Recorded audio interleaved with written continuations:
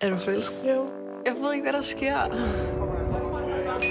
Jeg tror måske, at jeg havde et moment med min nye roomie. Stop.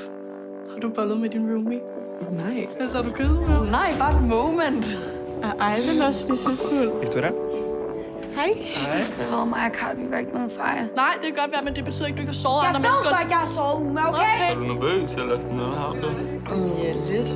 Eller har aldrig været væk hjemmefra mere end en uge, tror jeg. Det kommer endda til at klare så fint. Ja, selvfølgelig gør vi det. Kaja, har vi lige haft sex, hvor du ikke havde lyst? Jeg savner det. Og vi ikke gør det, jeg ved, du tænker på lige nu. Nej. Hallo? Kan du ikke tage sammen København? Jeg har fucking været klar til at opgive alt for den her drøm. For at komme med dig. Fuck alt, du står og snakker om lige nu. Det er jo ikke din drøm, Ronny. Der sker også bare lidt mange ting for mig.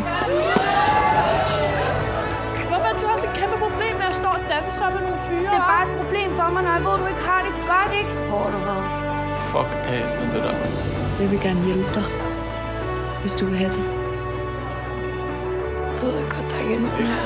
Jeg synes, vi skal være sammen. Men jeg elsker ham.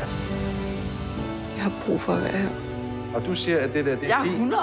Og jeg har sagt til jer, tror jeg, 1000 gange, jeg har ingen idé om, hvad sådan det er. Du lyver.